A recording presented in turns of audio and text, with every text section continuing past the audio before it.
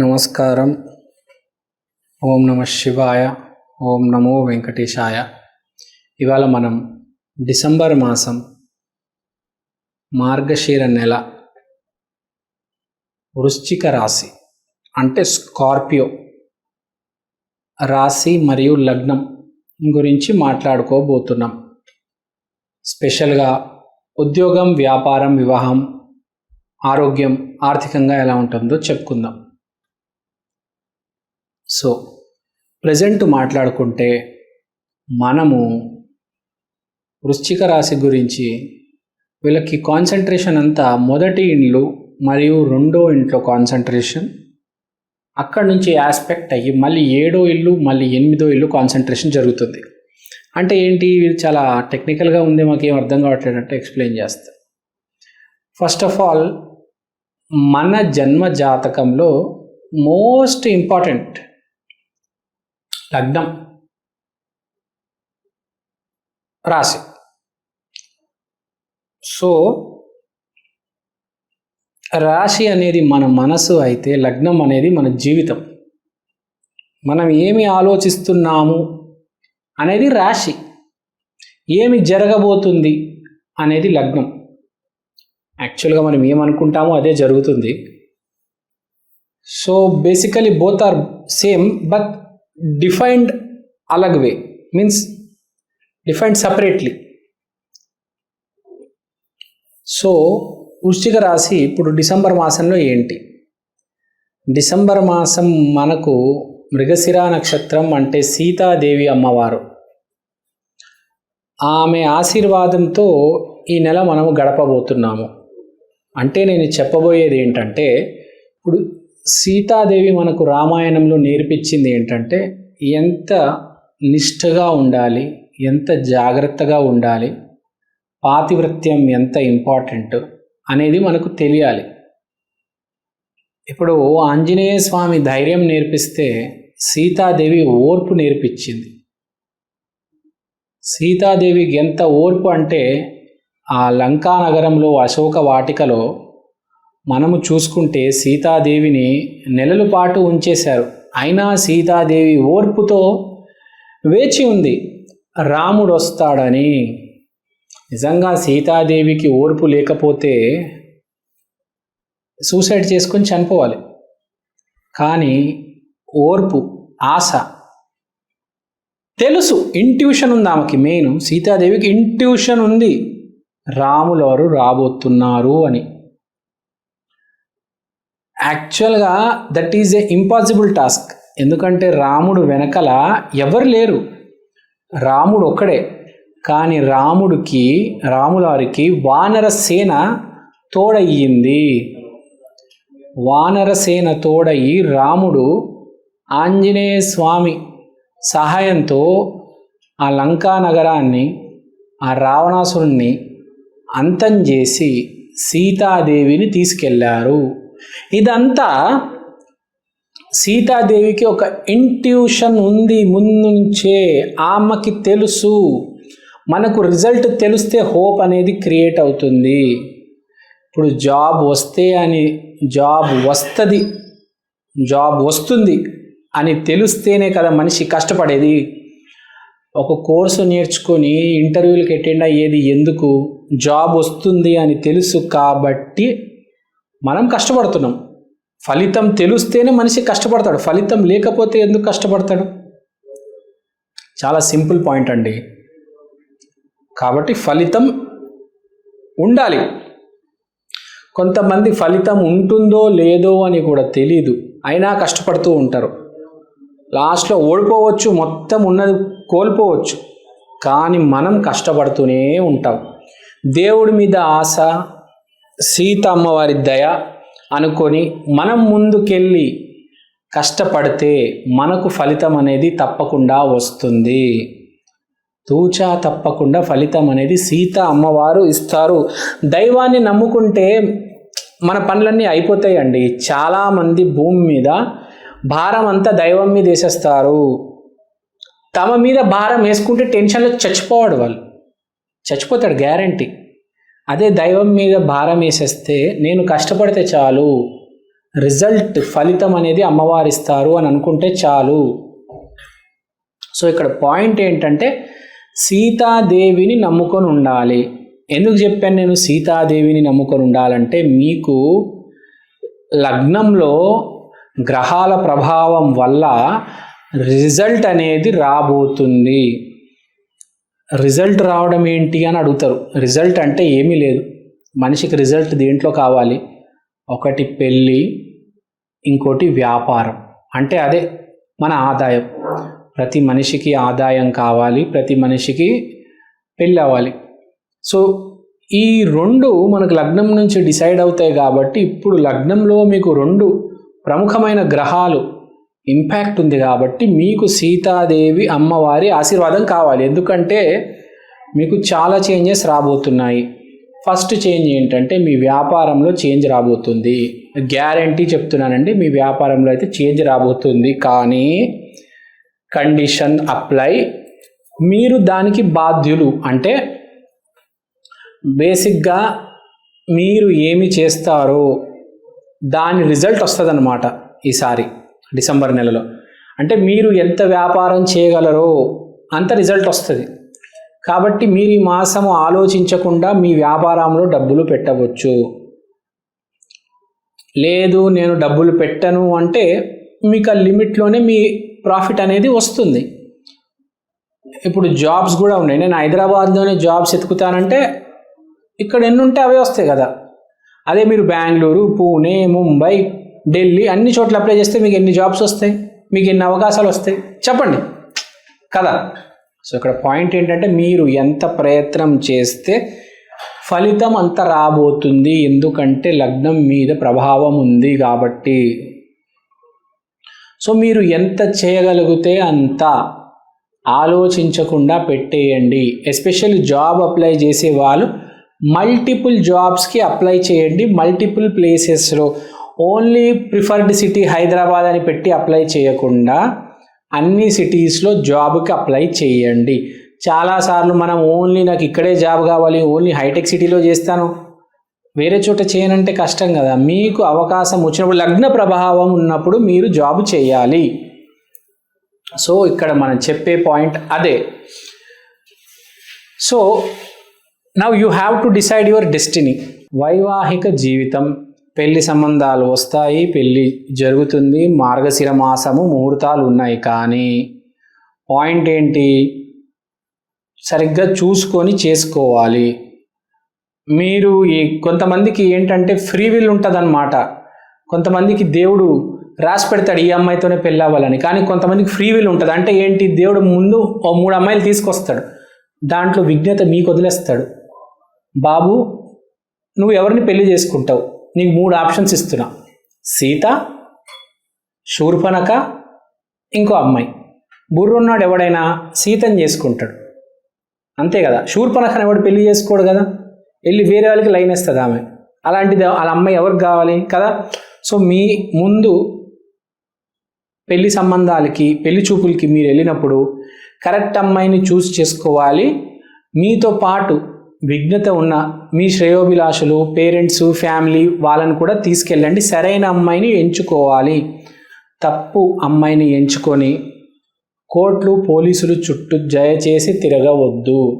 కాబట్టి మీకు ఈసారి కొంచెం టెస్ట్ ఉంది, అయోమయం, టెస్టింగ్ ఫేజ్ నడుస్తుంది, జాగ్రత్తగా ఉండండి. అందరికీ అన్ని రాసి ఉండవు, కొన్నిసార్లు మనము ఎంచుకోవాలి, సరైన నిర్ణయం తీసుకోవాలి. అలా అని చెప్పి తప్పు నిర్ణయం తీసుకున్నామా సుమా, ఇంకా అంతే. వివాహం మాట్లాడేసాము, వ్యాపారం మాట్లాడేసాము. ఇప్పుడు మనం ఆరోగ్యం గురించి మాట్లాడదాం. ఆరోగ్యం అయితే బాగానే ఉంది అని కనిపిస్తుంది కాబట్టి, మీలో బాగుంది అని కనిపిస్తుంది, కానీ మీలో దురుసుతనం కనిపిస్తుంది.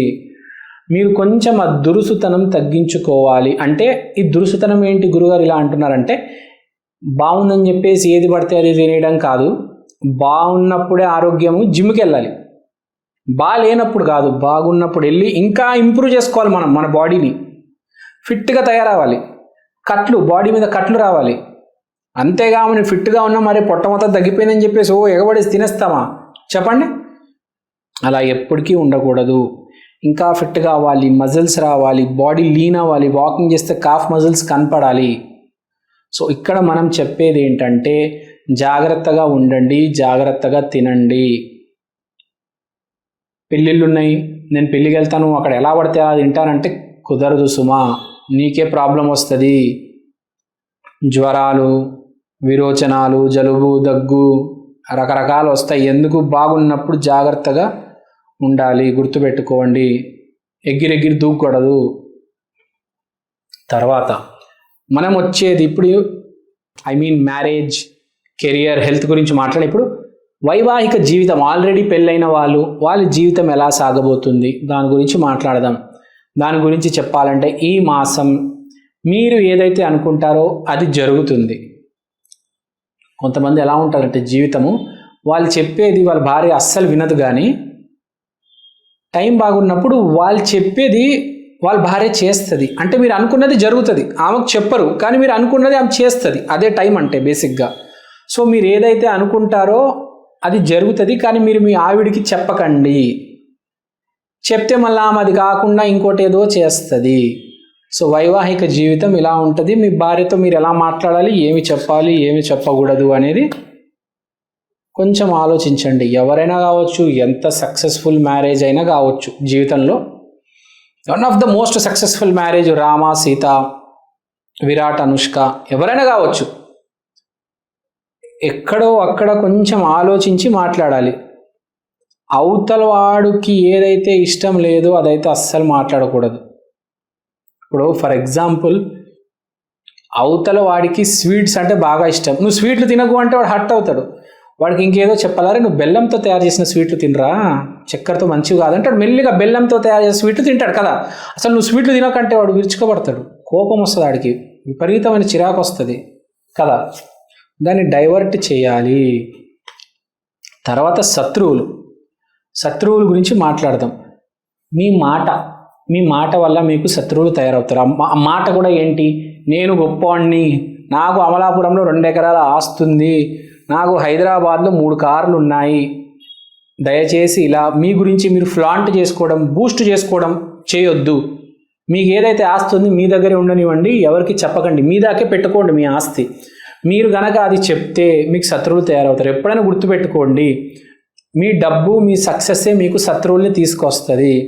దయచేసి మీకు ఎంత డబ్బు ఉందో ఈ మాసం ఎవరికి చెప్పొద్దు, మీకు ఎంత ఆస్తుందో ఈ మాసం ఎవరికి చెప్పొద్దు. మీకు కొత్తగా శత్రువులు తయారవుతారు. ఫోన్లు చేసి అప్పులు అడుగుతారు, ఏడుస్తారు, యాక్టింగ్ చేస్తారు అప్పు కోసం. మనిషి ఎంతగానో దిగజారుతాడు డబ్బు కోసం, గుర్తుపెట్టుకోండి. కాబట్టి ఈ మాసం కొంచెం జాగ్రత్తగా ఉండాలి. మాట్లాడేటప్పుడు డబ్బులు పోయే అవకాశం బాగా ఉంది. విపరీతమైన అప్పులు అడుగుతారు జనాలు మిమ్మల్ని. శత్రువులతో కూడా జాగ్రత్త. సమాజంలో పేరు ప్రఖ్యాతి కాపాడుకోవాలి. నా దగ్గర డబ్బులు ఉంది, నేను గొప్పవాడిని, మా కారులో ఏసీ పని చేస్తుంది, ఇలాంటివి చెప్తే ఇంక అంతే. ఎవరికి చెప్పాలి, ఎవరికి చెప్పకూడదు అనేది విజ్ఞత మనకు ఉండాలి. మన జీతం ఎంత, మనం ఏంటి కరెక్ట్గా ఆలోచించాలి. ఎప్పుడైనా గుర్తుపెట్టుకోవాలి, మన చుట్టూ ఎవరైతే ఉంటారో నలుగురు, వాళ్ళే మన జీవితం డిసైడ్ చేస్తారు. మీరు హ్యాపీగా ఉంటారంటే మీ చుట్టుపక్కల నలుగురు హ్యాపీగా ఉండాలి. వాళ్ళకి ఏం చెప్పాలో మీకు తెలిసి ఉండాలి. మీరు కరెక్ట్గా వాళ్ళని జాగ్రత్తగా చూసుకుంటే వాళ్ళు కూడా మిమ్మల్ని జాగ్రత్తగా చూసుకుంటారు. మీరు ఏది ఇస్తే అది తిరిగి వస్తుంది. వాళ్ళకు కూడా గుర్తుపెట్టుకోండి, ఏది ఇస్తే అది తిరిగి వస్తుంది. అంటే చుట్టుపక్కల చెత్త ఉంటే మీకు కూడా చెత్తనే వస్తుంది. మనకు మోటివేషనల్ స్పీకర్లు ఉంటారు తెలుగులో, చాలా పెద్ద పెద్ద స్పీకర్లు, వాళ్ళు కూడా ఇదే చెప్తారు. మీ చుట్టూ ఉన్న నలుగురు చాలా గొప్ప వాళ్ళై ఉండాలి, చాలా మంచి వాళ్ళై ఉండాలి. ఒక్కడైనా వెధవతో తిరిగితే ఇంకా అంతే, జీవితం నాశనం అయిపోతుంది. సో ఆ ప్రమాదం ఉంది. పేరు ప్రఖ్యాతి, శత్రువులు, అపఖ్యాతి, ఈ గొడవ ఎక్కువ ఉందండి వృశ్చిక రాశి వారికి. జాగ్రత్తగా ఉండాలి అని కోరుకుంటున్నా. ఇలాంటివి కాపాడుకోవాలంటే వృశ్చిక రాశికి ఆంజనేయ స్వామిని దిక్కు. దయచేసి టెంపుల్స్కి వెళ్తూ ఉండాలి. ఎందుకంటే ఎప్పుడైనా మనతో ఉండేది దైవ బలమే. జన్మల పాటు మనతో దైవ బలమే ఉంటుంది, ఇంకేదీ ఉండదు. మీ తెలివితేటలు మారిపోతాయి, మీ కష్టపడే శక్తి మారిపోతుంది, అన్నీ మారిపోతాయి. కానీ మీ దైవ బలం, స్పిరిచువల్ సాధన, స్పిరిచువల్ స్ట్రెంగ్త్ మీతో ఉంటుంది. నమ్మకం. ఇవాళ ఇంత కష్టపడుతున్నారు, ఒక 10 ఏళ్ళ తర్వాత ఇంత కష్టపడగలరా చెప్పండి? కష్టపడలేరు. ఇవాళ ఇంత సంపాదిస్తున్నారు, రేపు ఎంత సంపాదిస్తారో తెలియదు. కానీ మనకు నమ్మకం ఏదైతే ఉంది చూడండి ఇక్కడ, అది ఎప్పుడు అలానే ఉంటుంది, అలానే ఉండాలి జన్మలు. ఎప్పటికైనా గుడికి వెళ్ళాలి. ఎస్పెషల్లీ ఎవరైతే కూర్చొని మంత్ర జపం చేయలేరో, నామ జపం చేయలేరో, సాధన చేయలేరో వాళ్ళు గుడికి వెళ్ళాలి. కంపల్సరీ గుడికి వెళ్ళాలి. మీకు తెలీదు, కష్ట సమయంలో అదే కాపాడుతుంది, ఆటంకం వచ్చినప్పుడు అదే కాపాడుతుంది. ఒక యాక్సిడెంట్ జరుగుతుంది, ఆటోలో 4 ఉంటారు, 3 చనిపోతాడు, ఒకడు బతుకుతాడు. ఎందుకు తెలుసా? అదే దైవబలం. మీ మీద ప్రమాదం వచ్చినా మిమ్మల్ని కాపాడేస్తుంది దైవబలం. ఎప్పుడైనా మీరు కంపల్సరీ గుడికి వెళ్ళాలి. మీకు ఇదే వృశ్చిక రాశి గురించి మాట్లాడుతున్నాను. మీకు చాలా శత్రువులు, చాలా ప్రాబ్లం ఉంది పేరు ప్రఖ్యాతితో. దయచేసి మీరు ఆంజనేయ స్వామి గుడికి వెళ్ళండి. తిలకం కూడా పెట్టుకోండి, ఆరెంజ్ కలర్ సింధూరం వస్తుంది, అది పెట్టుకోండి. చాలా ఇంపార్టెంట్, మీరు చాలా జాగ్రత్తగా ఉండాలి. ఆరెంజ్ కలర్ వస్తువులు ధరించండి. ఆరెంజ్ కలర్ టీషర్ట్ వేసుకుంటారు కదా, orange colour T-shirt, orange colour kerchief, orange కలర్కి సంబంధించి ఏదైనా పెట్టుకోండి. దుష్టులతో దూరంగా ఉండండి. మీకు నరఘోష కూడా పెడతారు. సో జాగ్రత్తగా ఉండండి. సీతాదేవి మాసం కాబట్టి శుక్రవారం రోజు అష్టలక్ష్మి దేవాలయానికి వెళ్ళి మీరు ఏం చేయాలంటే తెల్లటి వస్త్రాలు కాదు, మోతీచూర్ లడ్డు, ఆరెంజ్ కలర్ వస్త్రాలు డొనేట్ చేయండి. చాలు, అంతా బాగుంటుంది. జాగ్రత్త ఉంటుంది. మీ చుట్టూ 4 జాగ్రత్తగా ఉండండి, అంతే. All is well. సో మన ప్రేక్షకులందరి కోసం నేను ఒక చిన్న ప్రోడక్ట్ తీసుకొచ్చాను, ఒకసారి మీ అందరికీ చూపిద్దాం అనుకుంటున్నాను. ఈ ప్రోడక్ట్ పేరు ఈక్షన్, అంటే ఈ క్షణం. ఇది ఒక డిజిటల్ వాల్ క్లాక్. మీకు ఫస్ట్ నేను చూపిస్తాను. ఇదే అండి ఈక్షన్. ఈ డిజిటల్ వాల్ క్లాక్లో మీరు దేవుడి పటం చూడొచ్చు. సోమవారం రోజు శివయ్య, మంగళవారం రోజు ఆంజనేయ స్వామి, బుధవారం రోజు వినాయకుడు, గురువారం రోజు దత్తాత్రేయ, శుక్రవారం రోజు లక్ష్మీదేవి, శనివారం రోజు వెంకటేశ్వర స్వామి, ఆదివారం రోజు రవిదేవత. దీంట్లో మీరు దేవుడి పటాలు కాకుండా సమయం కూడా చూసుకోవచ్చు. అలానే తిథి, వారం, నక్షత్రం, అమృత ఘడియలు, యమగండం, రాహుకాలం ఇలాంటివన్నీ కూడా చూడొచ్చు. ప్రతిరోజు మీకు దేవుడి పటం అనేది మారడం జరుగుతుంది. అలానే టైం కూడా ప్రతి సెకండ్ చేంజ్ అవుతూ ఉంటుంది. తిథి, వారం, నక్షత్రం ప్రతిదీ చాలా డీటెయిల్గా ఉంటుంది. ఈ ప్రోడక్ట్ మీకు చాలా రీజనబుల్ ప్రైస్కి అవైలబుల్ ఉంది. మీకు ఈ ప్రోడక్ట్ కొనాలని ఇంట్రెస్ట్ ఉంటే కింద నా నంబర్కి వాట్సాప్ చేయండి. ఈ ప్రోడక్ట్ మీరు అమెజాన్లో కూడా కొనవచ్చు. ఈ ప్రోడక్ట్ ఆల్రెడీ చాలా సేల్స్ ఉన్నాయండి అమెజాన్లో.